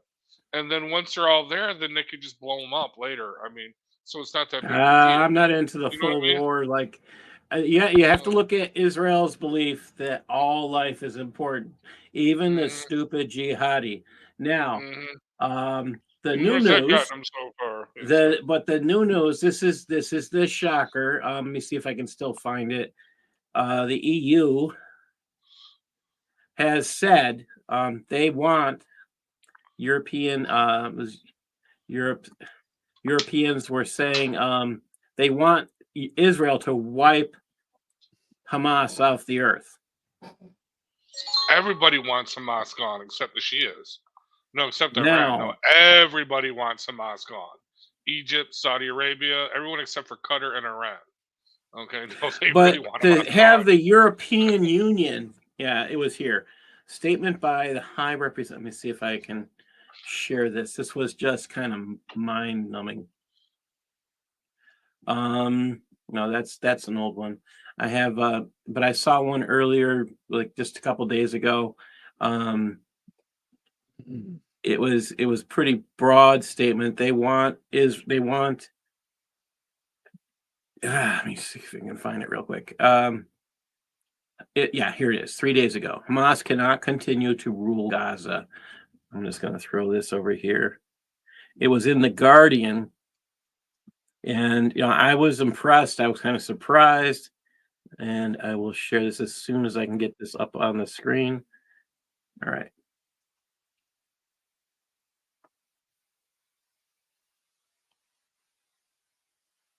Okay, share. Okay. Joseph Borrell says Hamas is a terrorist organization, calls for the return of Palestinian Authority to Gaza. Like, I don't think that's going to solve the problem. They're afraid that they want a two-state solution.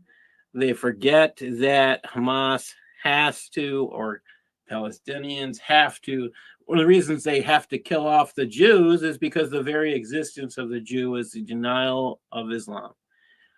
If you want to find out why, read the Quran, read Sharia, because as we saw earlier, this Shiite guy who was saying that the Jews killed off, I thought this was very revealing.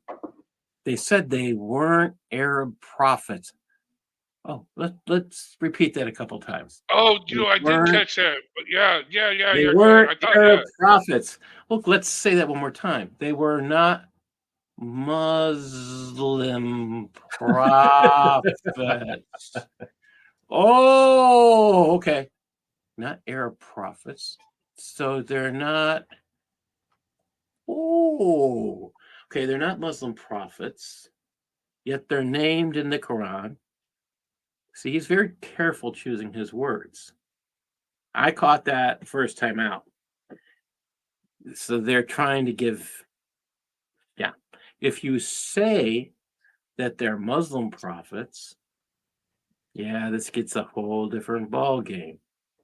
So, I mean, the first time I heard that, I replayed that. I replayed it about 3 or 4 times just to make sure I heard him say that. They're choosing their words. They're trying to control the narrative, and it's not working well for them. The fact that they attacked somebody today and went after them today. I'm going to see if I have another recording someplace. Let me see if I can find it of the attack. I just got to find it. Just a minute. I will find that. I'm pretty sure I still have that. I think I have that today. Let me double check. This might be it. Yeah, this is a couple. Okay. All right, so let me give the context to this. Just a second. So this is a couple years back, and they're saying the statement here is, this is from 2017, just so you know, that Israel is over there and they're in Gaza or they're in Palestine and they're being cruel and inhumane. Watch these 2 Israeli soldiers. If you think they're being cruel or inhumane, in fact, this is before, this is 3 years. This is what? It's 2023, guys. This is 2017 when this is being shown. Think about this video now. You tell me if you think they were overly kind and professional soldiers that work and show their belief in the living God and how they treat these women who are not kind.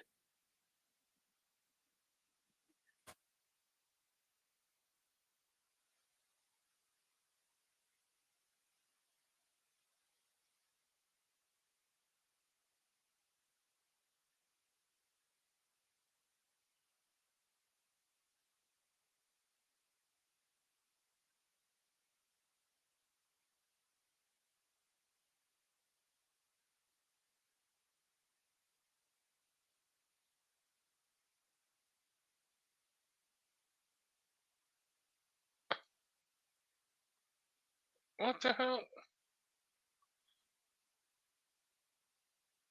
That's just wrong.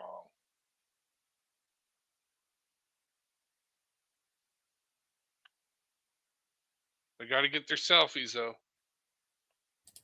If you are putting hands, if you're a soldier, you're standing in post, somebody comes, puts hands on you, you're in cut, you're going to jail. You're done. That's how it should be, yeah. And if this is, you know, if this is a war zone, you could elevate it to a lot worse. That's crazy. Where is this from? Yeah, that could be a total distraction. I mean, they're distracting these two soldiers that are on post, right? That they're guarding. No. This okay. Where is this at? Is this in the West Bank or where is this?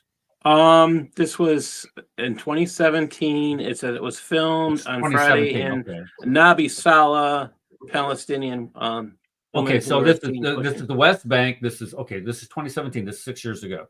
All right, even then, you come up and do that to a soldier standing their post, and these military posts are. Keep in mind, these military posts are developed in the West Bank. This isn't a policing action. This isn't your local cop on the beat.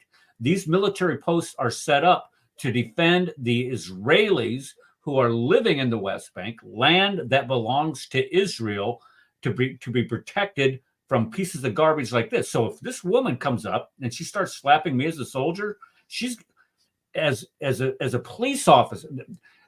Okay, there's two different rules of engagement that you have to understand. There's rules of engagement that a police officer has to go through in order to, arrest somebody.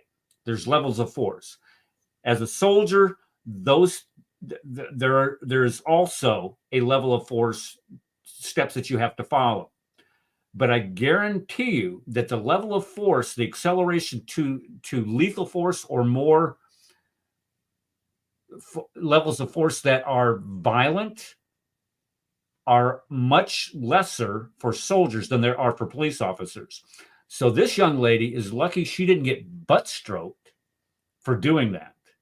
Yes. The restraint that these IDF soldiers have, and this is what I've said on my show, Paul, and I've heard you repeat it also, is that the IDF is the most professional. When I sit here and listen to pieces of garbage on the internet talk about how the IDF is the equivalent of, a terrorist organization.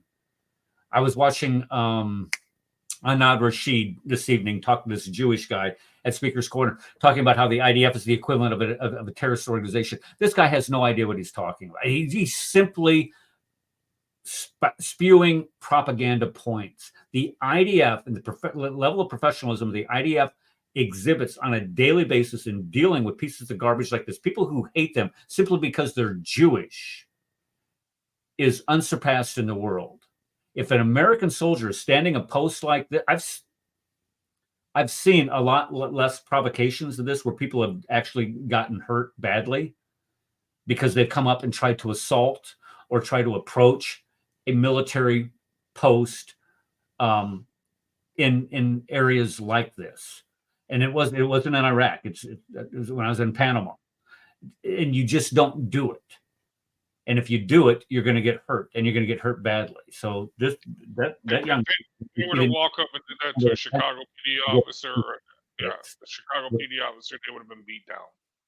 That would have been that simple. Chicago, maybe. I'm sorry. This is a military. This is a military post right here. You don't do that, and then they're emboldened. That's the problem. That's the problem. They're emboldened to do it because there's no ramifications. Somebody's sitting here filming him, and so if he would have reacted in the wrong way, well, that would have been on worldwide news, and the entire world would have said, "Oh, well, the Israeli soldiers attacked this woman," and they would have edited out the provocation that she had gone through in order to at the beginning of that. So, yeah, it would have just played up where she was just standing so there. Here's the other reason why I'm mentioning this. I'm going to I got to pull up another file that I'm working on. One of the things I do every week with Usama is we do a news show. And this news show, we covered one of the horrible things. And make sure that's not on the screen. Okay. So let's talk about Western civilization and their media. The New York Times this week was caught pushing a pro-Hamas Hollywood narrative. The time they used a headline. This time they used a headline that said Palestinian author Ahad Tamimi faces indefinite detention. In the article, it is not until the 10th paragraph that you learn why Israel detained Tamimi. The article states that Israeli military has said Ms. Tamimi was arrested on suspicion of inciting violence and calling for terrorist activity, but Israel declined to provide further information. Well, because there might still be an investigation going on. It's not their job to reveal information to them. Okay, but Ms. Tamimi's own words expose the deceitful rag, previously known as the Old Gray Lady, aka the New York Times.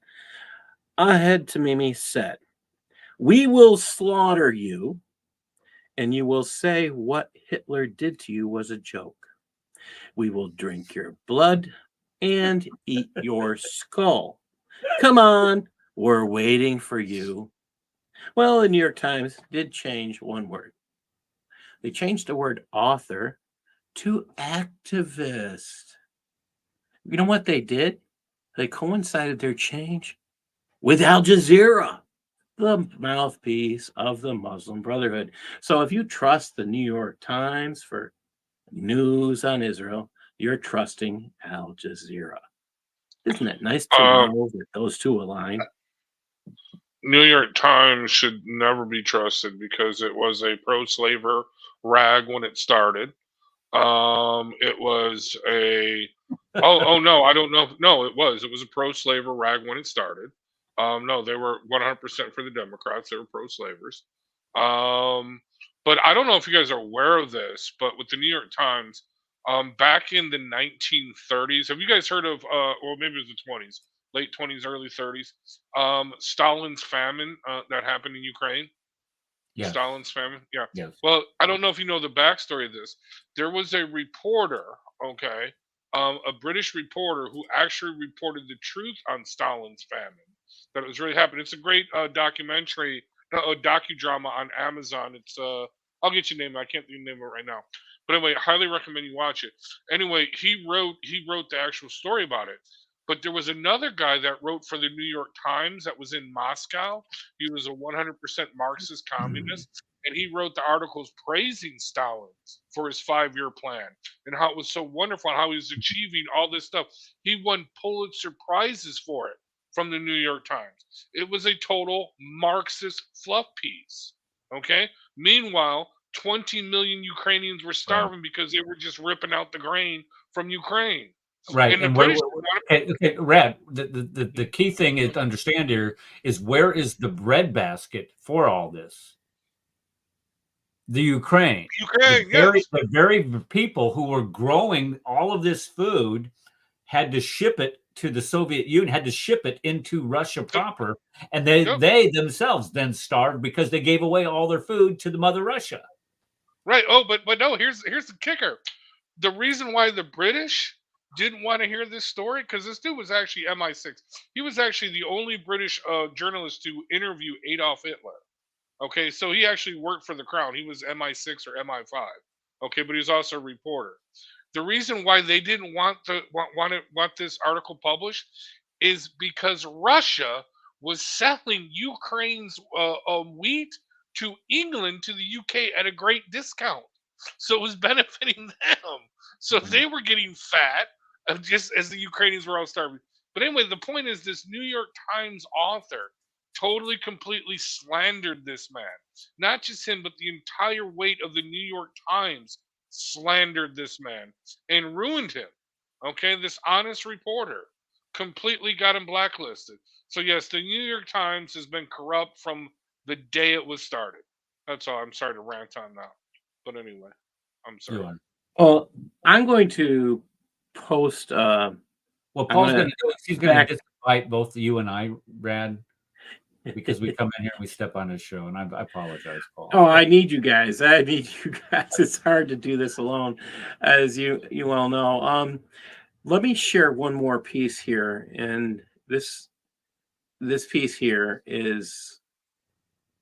I want to promote honestreporting.com. this is where I got this information on this wonderful woman, this quote author, according to the New York Times. I want you to think about this article. There's another one that's very similar. The New York Times again did. Just keep thinking about this. All right. This Tamimi person who is supposed to be a nice person. I mean, okay, well, they she's saying released her. Allah willing, so Allah willing tells me that Allah wants Jews dead, so Allah's will is, she's going to talk about that. There's another article, and I'm just going to close this out. There's another it's got too much to share. There's another article in the New York Times, and I just got to get to the right screen again. The joy of having too many things open. So the New York Times did another thing to promote terrorism, to promote Hamas, to promote the Muslim Brotherhood and the Qatari love affair there with Hamas. New York Times claimed a terrorist who blew herself up to kill others was a disfigured woman accused of attempted murder by Israel. But the Daily Mail got it right. Okay, if the Daily Mail is getting something right, which many people call rag, they don't like a lot of people don't like the Daily Mail. They said Isra Ja'abis, who was 38, had been in prison since 2015 after being convicted of detonating a gas cylinder that wounded an Israeli police officer. The attack left her with severe burns on her face and hands, which Israeli doctors treated, or she would no longer be here. She was released this past Saturday as part of an agreement with Hamas that will see Israeli hostages. Is she the one that was filmed without any fingers? Okay, all right. Oh, okay. So now they see her release, and all of a sudden she's saying things like, "Oh, they beat me up," and wait a minute, you wouldn't be alive, first of all, if the Israeli doctors didn't treat you. Oh, they punched me. They beat us, and on and on and on. Just like that guy with the kid who all of a sudden had broken hands and had to be strapped. I haven't figured out the reason for that. That's probably the dumbest thing I've seen. I mean, if you've ever seen a sling, these Palestinians don't know what a sling is. Oh, wow. Why is that? I'm sorry. That is just hilarious. That's got to be one of the dumbest things I've seen. But yeah. Yeah, she tried to detonate or blow or she had a car bomb that she was going to detonate. No, she had a gas cylinder. She had a gas cylinder. Is that what it now, was? if you read the news story on this, it's even funnier. Now, here's where it's funnier. The news stories that are pro-Hamas type stuff will say she had a cooking cylinder that accidentally exploded. Yeah, so she's going to jail for murder because a gas cylinder wait a minute, how does a gas cylinder explode if you don't put it by a flame? How does I don't know. I was grilling tonight and my gas cylinder didn't explode. Well, and that's because you don't have the Hamas version. I had some really good pork ribs also that I was eating on your show, Paul, at the beginning of the show. Absolutely glad delicious. You had good joy there. Yeah, but that's because you didn't have the Hamas version of this. They evidently make defective equipment. Evidently I did because I didn't tape a bunch of, I don't know, screws and nails to it and then heat it up to. Didn't she sue the Israelis to get plastic surgery or some shit or something like that? She's like, I tried to kill you all, but you have to provide me plastic surgery now. They're like, we'll give you the basics. Well, I mean, you look at what they've done. This is the thing about Israel. They go out of their way and they kindly take care of people that they don't have to. Again, it's their belief structure is there that all life is important. And Israel repeatedly says this, all life is important, even the life of those who are willing to kill their own children to kill us. Now, Israel constantly says this, the war will stop when their children are considered as important as we consider our children. Their children, they hide behind. They use them as human shields. Exactly. They send them as bombs. That is the biggest difference right there, Paul. Right, exactly. Yeah. We got to find that. Well, sorry. Well, if Israel will if the Hamas guys, the Palestinians, if the Muslims consider your children as important as Israel considers theirs, that war could end. Right. But it won't end simply because the existence of the Jew is a true denial of the Islamic faith. See, you can't have Islamic. You can't have these pretend prophets that like Lot. Right. Yeah. There's so many anomalies with the Quran in the biblical narrative. But the thing that I was going to point to, that this was that Golda Meir quote. You know, this conflict will end when they love their children more than they hate us. And to think that this guy, that memory, that clown that you had on there from Dearborn was praising these guys is absolutely. This is. And as soldiers, when they say the word soldier, my antenna go up. I've spent a lifetime as a soldier, and I know what the tenets of what your calling is. I lived it for an entire career, and hiding behind people to protect yourself is not anyone's classification of a soldier. You standing in front of those people to protect those people from your enemy is what soldiers do. So to equate Hamas or any of these other people that engage in this type of activity as a soldier is absolutely laughable and is a joke. These guys are nothing more than cowards, class A cowards. To put somebody in front, to hide underneath of a hospital, to hide inside of a neighborhood, knowing that your existence in that neighborhood is going to cause the destruction of personal property and the possible the possible injury to civilians, is exactly what cowards do.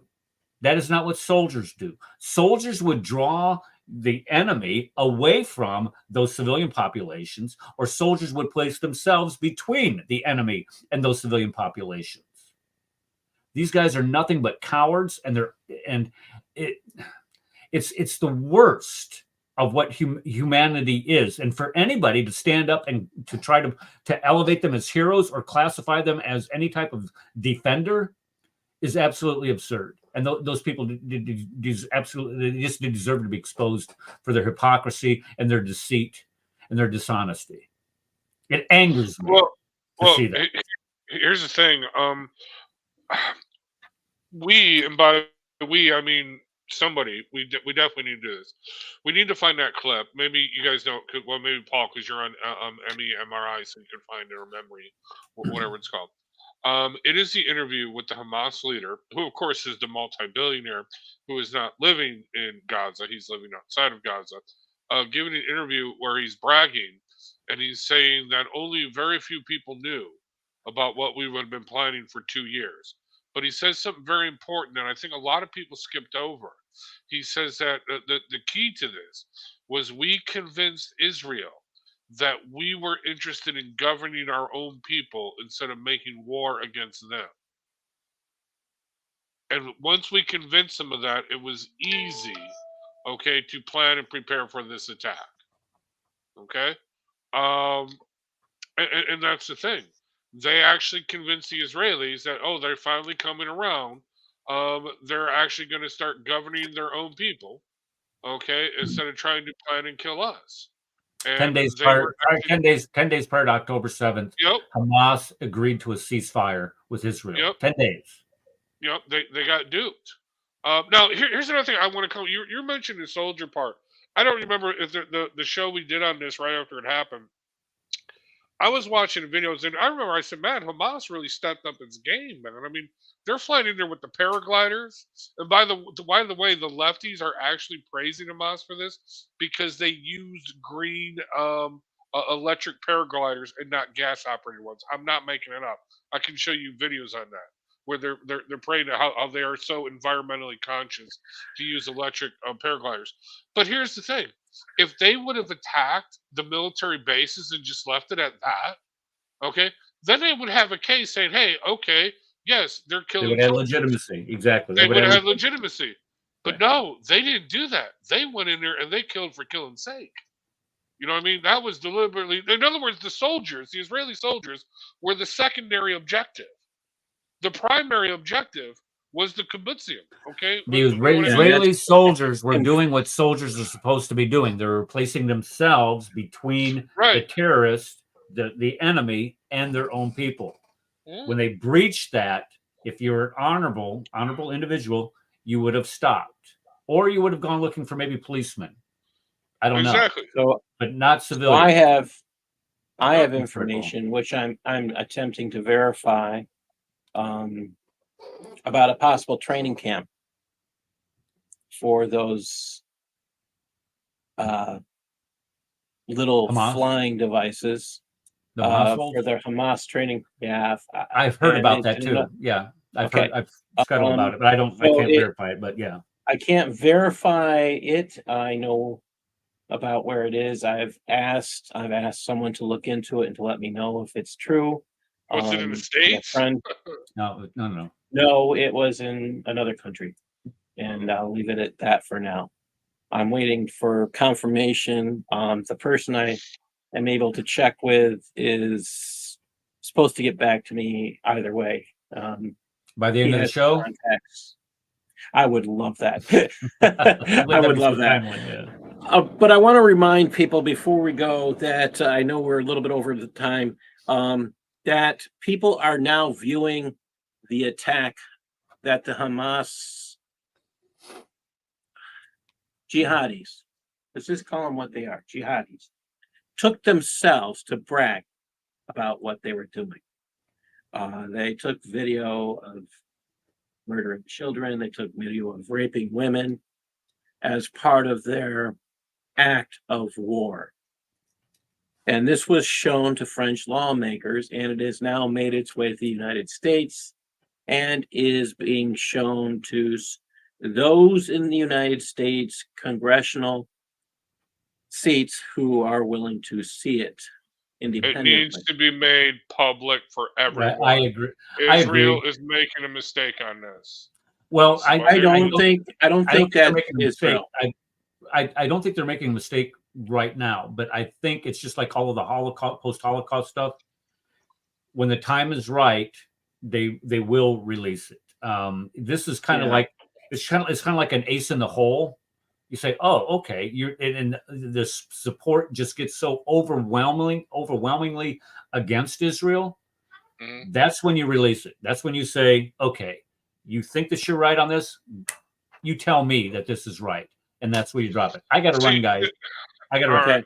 Hey, God bless real quick, I'm remember, going to say good tonight, okay. DeSantis versus Gruesome Newsom. I'm just saying, I'm going to be live streaming it. That could be funny. Yeah. All right. God bless y'all. Thank you for joining. All right. All right. God bless. We done? Thank you. All right. God bless. All right.